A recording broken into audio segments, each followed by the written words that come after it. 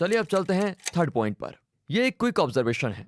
ध्रुव राठी जी जिस CMIE report में हरियाणा को नंबर 1 बता रहे हैं, क्या आपने नोट किया उसी रिपोर्ट में राजस्थान दूसरे नंबर पर है। कितनी आसानी से राठी साहब ने सारा ठीकरा बीजेपी गवर्नमेंट पर फोड़ दिया है। क्या स्टेट गवर्नमेंट की कोई रिस्पॉन्सिबिलिटी नहीं है? याद रहे ये दिसंबर 2022 तक के टाइम पीरियड की बात हो रही है। उस समय लगभग 4 साल से वहां पर कांग्रेस थी। फोर्थ पॉइंट, क्या पीएम ने रियली हर साल 20 मिलियन यानी 2 करोड़ जॉब्स का वादा किया था?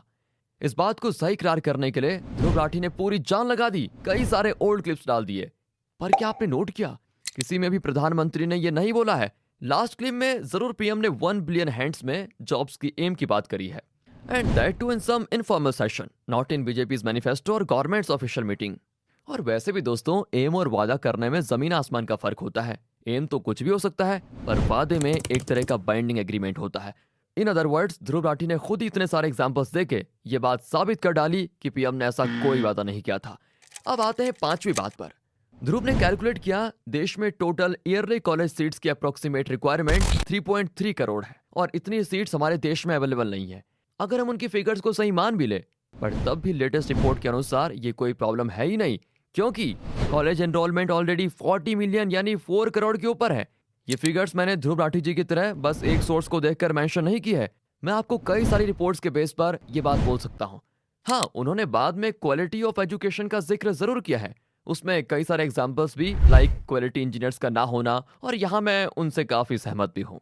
पर यह बात हमें ये सोचने पर मजबूर करती है कि बेरोजगारी हमारे देश का सबसे बड़ा मुद्दा होना चाहिए या फिर क्वालिटी एजुकेशन। जब बेरोजगारी की रूट में क्वालिटी एजुकेशन का अभाव साफ नजर आ रहा है, इसमें भी गवर्नमेंट को ब्लेम करने से पहले रुक जाइए।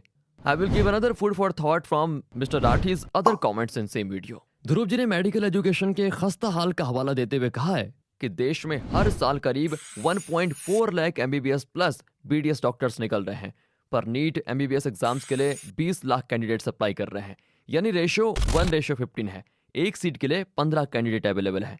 तो उनके हिसाब से सप्लाई अवेलेबल है, डिमांड तो है ही, पर गवर्नमेंट ने मेडिकल इंफ्रास्ट्रक्चर डेवलप नहीं किया है।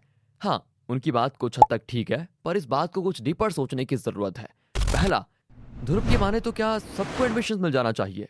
अगर नहीं तो आइडियल रेशियो क्या है? इसका भी जिक्र उन्होंने कुछ नहीं किया, क्योंकि बोलना बहुत आसान है बाबू भैया।